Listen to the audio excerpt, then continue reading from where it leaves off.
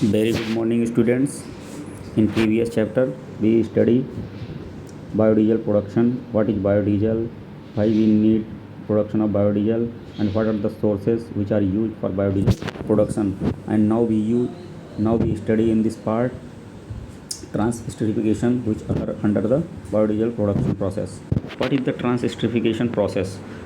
In this process, triglyceride react with alcohol in the presence of catalyst and form methyl ester, and this methyl ester is known as biodiesel, and also been obtained a very important byproduct which is known as glycerol, which is used in several applications like as pharmaceuticals, cosmetics, food processing, and so on.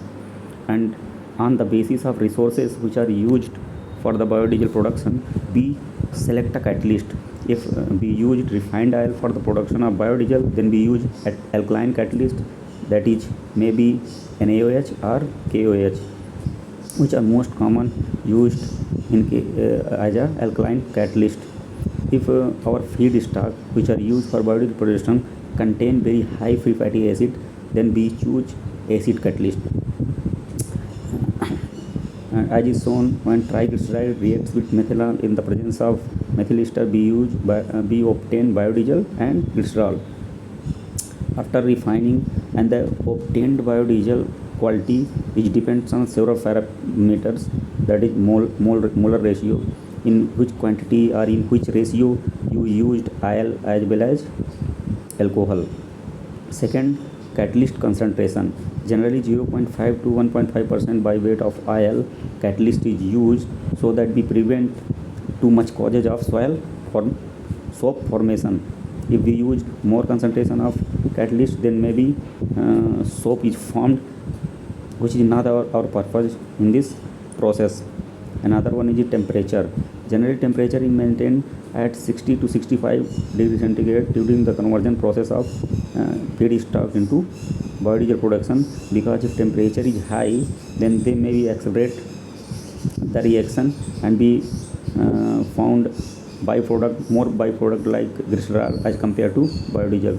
Reaction time, this is also very important parameter which affect the yield of biodiesel. Hence we generally use 60 to 90 minutes in this process. If time is increases, then the quality of the biodiesel is degraded. Another one very important parameter is free fatty acid content. Because if you don't know the content of free fatty acid in the feedstock, then you are not able to choose the optimum catalyst, that is alkaline or acidic. That's why according to nature, when we know the nature of the feedstock, then according to the nature of the feedstock we select catalyst, that is alkaline or acidic or enzymatic. Now we move on production process.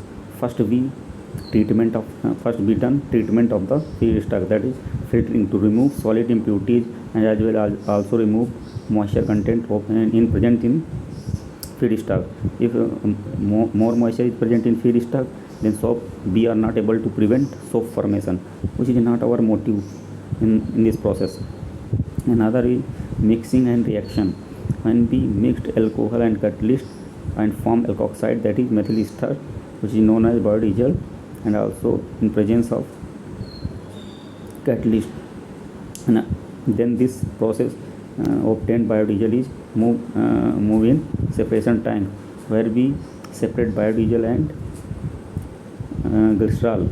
Then obtained biodiesel is washed and remove the presence of residual catalyst and obtained a better quality of biodiesel. Now this obtained biodiesel is used directly in IC engine applications.